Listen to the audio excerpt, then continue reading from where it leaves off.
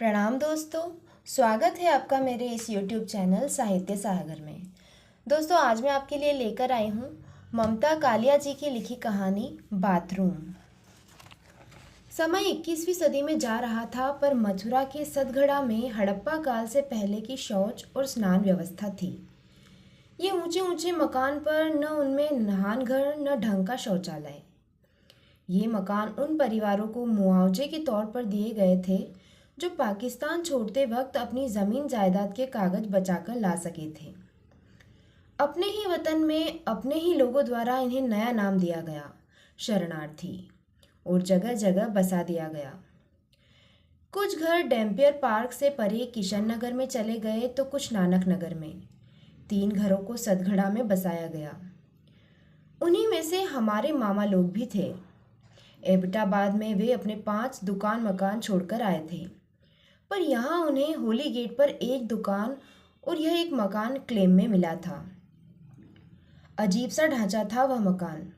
घुसते ही नीचे एक बहुत बड़ा हॉल, उसके अंदर एक तरफ ऊंची ऊंची पटिया वाला जीना, पहली मंजिल पर एक आंगन नुमा छत, जिसके पार 2 हॉल नुमा कमरे, छत की दूसरी ओर एक खपरेल ढकी कोठरी जिसे रसोई बना रखा था। सबसे ऊपर एक बड़ा कमरा और थोड़ी सी खुली जगह जहां मुंडेर आधी टूटी हुई थी। जब कभी हम बच्चे ऊपर की सीढ़ियां चढ़ते, मामी नीचे से चिल्लाती, छत पर मत जाना, गिर जाओगे। पूरे घर में नहाने धोने का कोई कोना नहीं था। पहली मंजिल की छत पर एक छोटा सा नल ठुका था, जिसमें सुबह शाम पानी आता। पहली और दूसरी मंजिल की सीढ़ियों के बीच की जगह में एक पखाना था, जिसे जाजरू कहते। दरअसल जिस शहर में यमुना जैसी नदी कलकल बहती हो, नहाने के लिए अलग से जगह बनाकर जाया करना फिजूल खर्ची समझा जाता था। मामियाँ रात को चाहे कितनी भी देर में सोएं, सुबह मुंह अंधेरे उठती, गोल डोलची में कपड़े रखती और घाट की ओर निकल जाती। हमारी नींद भी उनकी खटर पटर से खुल जाती। अपनी शमीज और कच्छू लेकर हम बहनें भी उनके साथ चल देती। नहाने से ज्यादा मजा हमें बिसरात घाट पर पड़े कछुए देखने में आता। पहली नजर में कछुए एकदम गोल नजर आते, चमड़े के चकले जैसे, पर जब कोई पुण्य कमाने वाला आटे की गोलियां बनाकर पानी में डालता, फौरन अपनी गर्दन बढ़ाकर गोलियां निगल लेते। जीजी और मैं यह देख देख कर विस्मित होते कि इतनी पक्की पीठ और इतनी कोमल गर्दन का क्या जोड़ बैठाया गया है कछुओं में। आए दिन किस्से सुनने में आते, फलाने का बच्चा नहाने गया था, डूब गया। जब जमुना जी में लाश मिली तो आधे से ज्यादा कछुओं ने खा ली थी।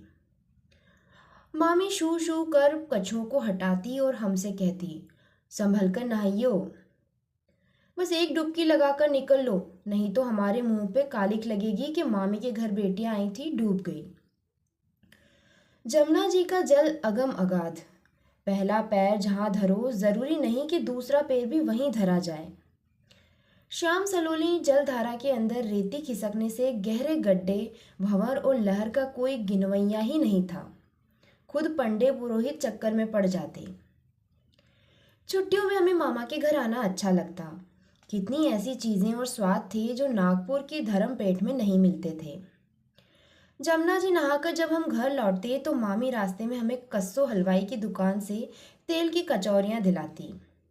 अधन्ने में 2, साथ में आलू की रसेदार तरकारी मुफ्त। कभी कभी गोले की गिरी वाले की रेहड़ी दिख पड़ती। वह ताजे गोले की गिरी के बड़े बड़े चकपहिये बेचता, एक छेद वाले पैसे में 2। हमारे मौज मजे की सारी दुनिया बस 1 पैसे या अधन्ने में हासिल हो जाती। हम गिरी के छल्ले बाहों में पहनकर खेलते और कुछ देर बाद उन्हें कुतर डालते। वैसे गोले की गिरी डब्बे के ऊपर की टीन का पतरा देने पर भी मिल जाती। दोपहर में मलाई बर्फ वाला लकड़ी की संदूकची में अपनी दुकान लेकर आता। ताजे हरे ढाक के पत्ते पर वह चाकू से उतारकर मलाई बर्फ की पतली परतें इकन्नी में देता। आसमान में बादल घिरते ही बड़ी मामी पिछले हॉल में हमारे लिए झूला डलवा देती और हमारा सावन आ जाता। फिर इस बार तो हम और भी उमंग में थी। हमारे सबसे छोटे मामा की शादी थी। पार्टीशन के बाद उनकी पढ़ाई अलीगढ़ में हुई थी और एमएससी पास करते ही वह शर्करा संस्थान में नौकरी पा गए। दोनों बड़े मामा ज़्यादा नहीं पढ़ पाए, पर उन्होंने छोटे मामा को दिल खोलकर पढ़ाया। जब उन्हें सरकारी नौकरी मिली, मामा लोगों को बड़ा गर्व हुआ। हालांकि छोटे मामा का वेतन अभी उतना था जितना बड़े मामा दुकान में अपने सेल्समैन को देते, फिर भी वे अजय मामा के पद का महत्व पहचानते थे। अजय मामा की शादी इटावा में तय हुई। कांता मामी ने कानपुर से बीए किया था। वे हॉस्टल में रहकर पढ़ी थी। सगाई के बाद भांजी मारने वाले हितैषियों ने उनके बारे में तरह तरह की खबरें प्रचारित की। कांता छुरी कांटे के बगैर खाना नहीं खाती। कांता सलवार कमीज पहनती है। कांता गिटपिट अंग्रेजी बोलती है। मामियों ने कहा, भाई इटावा वालों को न कर दो, हमें घर में बहू लानी है कि मेम साहब, उसके नखरे कौन झेलेगा। मध्यस्थों ने आश्वस्त किया, ऐसी कोई बात नहीं है, लड़की बड़ी शालीन है। शादी के बाद हम नई मामी को विदा कराकर मथुरा लाए। रास्ते में उनके साथ सिकंदरा की सीढ़ियों पर फोटो खिंचवाई गई। एक जगह बाजार पड़ा तो कांता मामी ने धीरे से मेरे कान में कहा, मेरी बिंदी गिर गई। हम सब बिंदी लेने उतरे। हमने इतनी बिंदियां खरीदी कि मामी महीनों बदल बदल कर बिंदी लगा सकती। हमने एक छोटा सा शीशा भी खरीदा। जब हम कार में पहुंचे, हमने देखा मामी अपने कपड़े संवार रही है और मामा अपने होंठ पोंछ रहे हैं। मौसा जी तो ड्राइवर की भूमिका निभा रहे थे। बोले, अजय बाबू कहो तो और बिंदियां लेने चले जाएं। हंसी मजाक में पता ही नहीं चला कब मथुरा आ गया। घर में नई बहू के स्वागत में बड़ी मामी ने उनके पांव पखारे। उनका सादा श्रृंगार विहीन व्यक्तित्व देखकर कांता मामी ने सोचा घर की कोई बुजुर्ग सेविका है। उन्होंने पर्स से निकालकर 2 रुपए का नोट परात में तैरा दिया। बड़ी मामी का चेहरा ऐंठ गया। यही हाल बिचली मामी का हुआ। मुंह दिखाई की रस्म के लिए कांता मामी को हॉल कमरे की जाजम पर बैठा दिया गया, जहां पहले से ही मोहल्ले की औरतें ढोलक लेकर बड़ी देर से गा बजा रही थी। कांता मामी को सिर पर आंचल रखने का अभ्यास नहीं था। रेशमी साड़ी बार बार सिर से खिसक जाती। मैंने कहा, मामी चिमटी लगा दूं? मामी ने इनकार कर दिया। बड़ी मामियों ने इसे भी अपनी अवज्ञा समझा। पहले ही दिन उन्होंने मुंह बिचकाकर कहा, अब पढ़ी लिखी बहुओं के पैर पड़े हैं तो राम रक्षा करे। कांता मामी को जब गृह प्रवेश पर हुई अपनी भूल पता चली तो वे दुखी हुई। उन्होंने 100 का एक नोट अपने पर्स से निकालकर मेरे हाथ दोनों मामियों के लिए अंदर भिजवाया, जो उन्होंने 1 रुपया मिलाकर वापस मेरे हाथ भिजवा दिया। घर में रुपयों की कमी न थी। होली गेट पर दवाओं की दुकान अच्छी चलती थी, बल्कि दोनों मामा बिना डॉक्टरी पढ़े डॉक्टर साहब के नाम से जाने जाते। आसपास के इलाकों के लोग उन्हें डॉक्टर मान बीमारियां बताते और दवाएं खरीद कर ले जाते। वे सब पेटेंट दवाएं होती जिनसे शीघ्र आराम मिल जाता, पर यश दवा देने वाले को मिलता।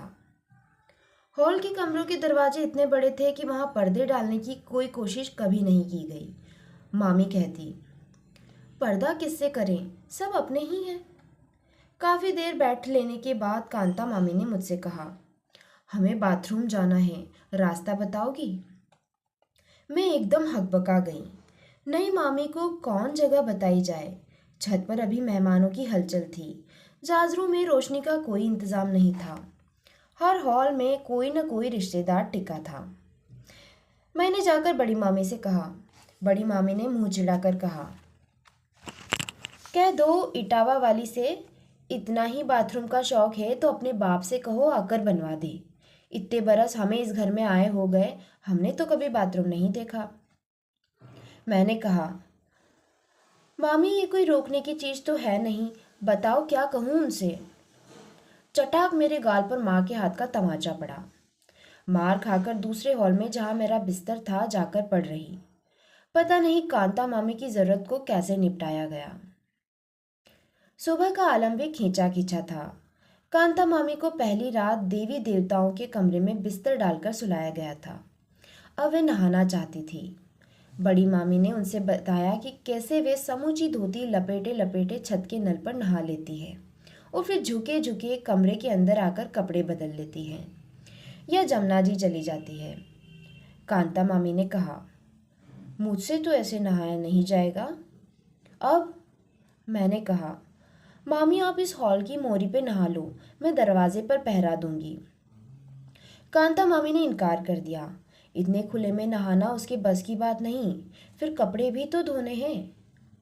आखिरकार 2 खाटों के बिस्तर हटाकर उन्हें सीधा खड़ा किया गया, उन पर पुरानी चादरें डाली। इस तरह हॉल की मोरी के इर्द गिर्द अस्थायी बाथरूम की रचना हुई और 2 बाल्टी पानी रखकर नई मामी नहाई। बिजली मामी बोली, अच्छी नौटंकी है ये, अब रोज रोज इतना सरंजाम किया जाए तब तो महारानी जी नहाएंगी। अजय मामा अपराधी भाव से नजरें चुराते घूम रहे थे। उन्हें लगा उनकी पत्नी ने घर के शांत वातावरण में अपनी चौंचलीबाजी से खलबली मचा दी है। उन्होंने तय किया कि अकेले में मिलते ही वे उन्हें घर की परिपाटी से परिचित कराएंगे, पर उनकी छुट्टियां खत्म होने को आई। नई मामी से उनका मिलन ही नहीं हुआ। घर में हर उम्र का रिश्तेदार था और हर मेल का आलोचक। शादी के 10 रोज बाद भी कोई इटावा में परोसे हुए व्यंजनों के नुस्ख गिनाता तो कोई वहां से मिले उपहारों में मीन मेख निकालता। माँ और मौसी ने एक एक भारी साड़ी और 100 रुपए से जब कांता मामी की मुंह दिखाई करनी चाहिए तो दोनों बड़े मामा ने उन्हें रोक दिया। अगर इनके फादर ने तुम लोगों के लिए भारी साड़ी दी होती तो हम तुम्हें देने देते, अब ये सब करके हम पर तो भार चढ़ाओ मत। कांता मामी ने तड़प कर सिर उठाया, जलती आंखों से बोली, मेरे फादर का नाम मत लीजिएगा, नहीं तो ठीक नहीं होगा। क्या ठीक नहीं होगा? बिजले मामा ने चुनौती दी। मैं अभी वापस चली जाऊंगी और कभी नहीं आऊंगी। मामा मुंह बिगाड़कर परे हट गए। नई बहू के कौन मुंह लगे। सबको अंदाजा हो गया कि कांता मामी में ताने सुनने का ताब नहीं है। बड़ी मामी कहती, ओ लाओ पढ़ी लिखी बहू, न नब के चले न दब के रहे। मैं कांता मामी से प्रभावित हो रही थी। वे मुझसे किताबों की बातें करती, कहानी सुनाती और रोज सुबह कहती, जब सब लोग पढ़ लें तो अखबार मुझे ला देना। दोपहर को कांता मामी ने अपने ट्रंक में से 2 चादरें निकाली। उनमें नेफा सिया और मुझसे बोली, डोरी मिलेगी कहीं? डोरी तो नहीं, मुझे सुतली मिल गई। उसे दोहरा कर मामी ने पर्दे बनाए और उस कमरे में दरवाजे पर लटका दिए जहां उनके लेटने बैठने का इंतजाम था। अब जिसको उनके कमरे में जाना होता वह खास कर अपना आगमन जताता। कांता मामी अक्सर पढ़ती मिलती। बिजली मामी ने कहा, ये इतना पढ़ती है, जरूर चश्मा भी लगाती होगी। वाकई कांता मामी के पर्स में सुंदर सा चश्मा था। चश्मा हमारे घर के लिए मर्दानी चीज था। ये माना जाता था कि मर्दों को लगातार पढ़ना लिखना पड़ता है, इसलिए वे चश्मा लगाते हैं। बल्कि नानी तो कहा करती थी, चश्मा फैशन की चीज है। ऐसा कैसे हो सकता है कि आंख पर कांच चढ़ाने से साफ दिखाई देने लगे? नहाने को लेकर कांता मामी का जिहाद जारी था। 2 दिन की छुट्टी पर अजय मामा आए तो मामी ने ऐलान कर दिया, या तो नहाने धोने का इंतजाम करके जाओ, नहीं तो मैं यहाँ नहीं रहूंगी।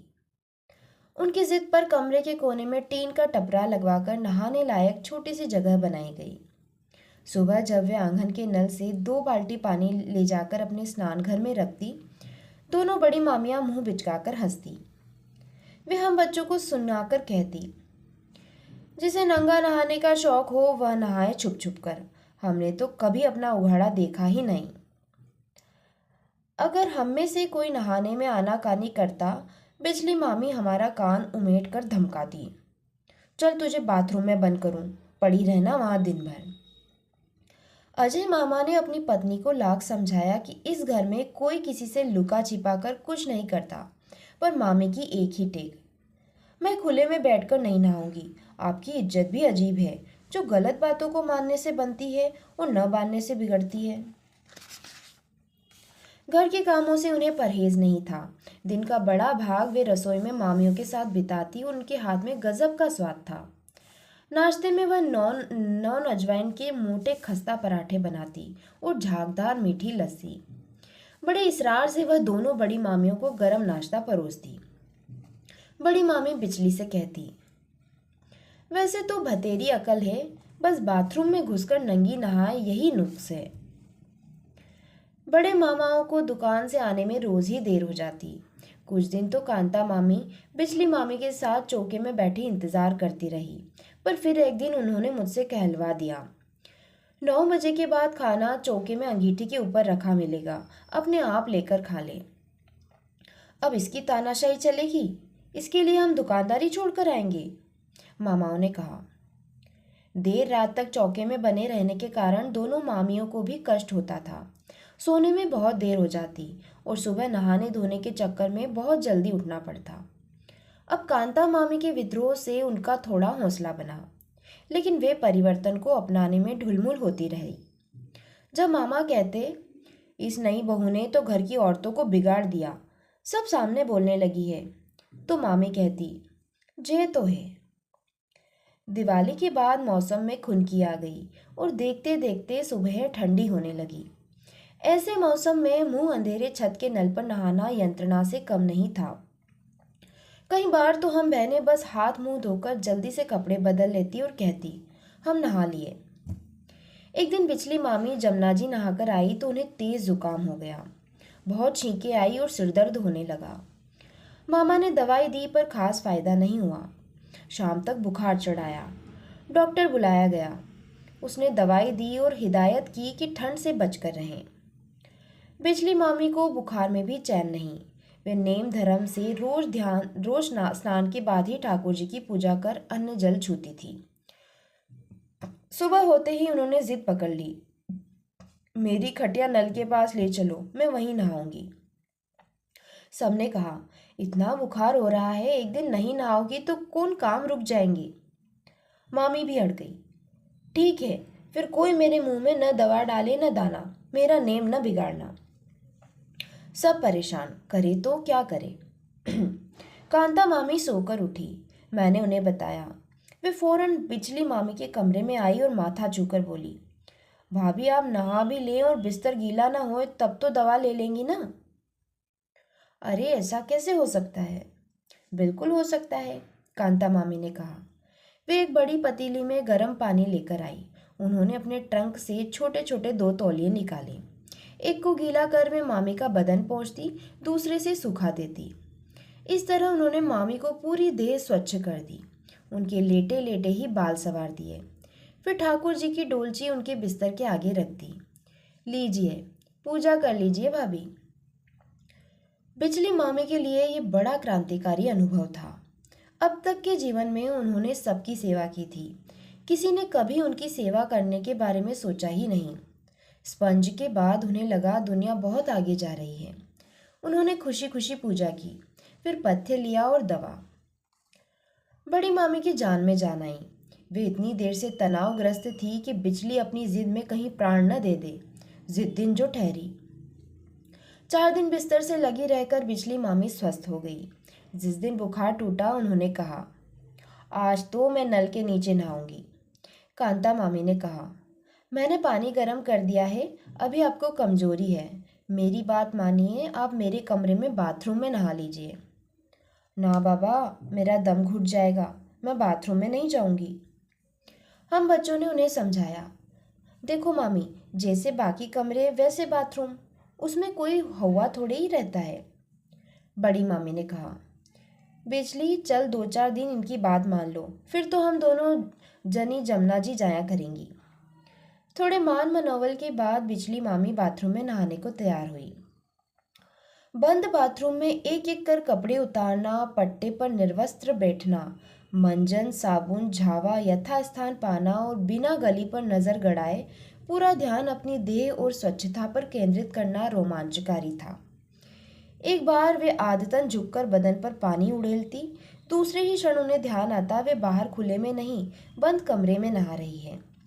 उन्होंने झिझकते हुए अपनी निर्वस्त्र देह देखी तो उन्हें लगा कि वे किसी और को देख रही है।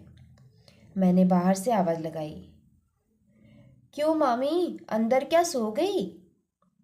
अभी आई, मामी ने कहा और जल्दी से कपड़े लपेटकर कमरे में आई। बड़ी मामी, कांता मामी और बच्चों के सामने उन्होंने कहा, जब से मैं पैदा भई बस आज कायदे से नहाई हूँ।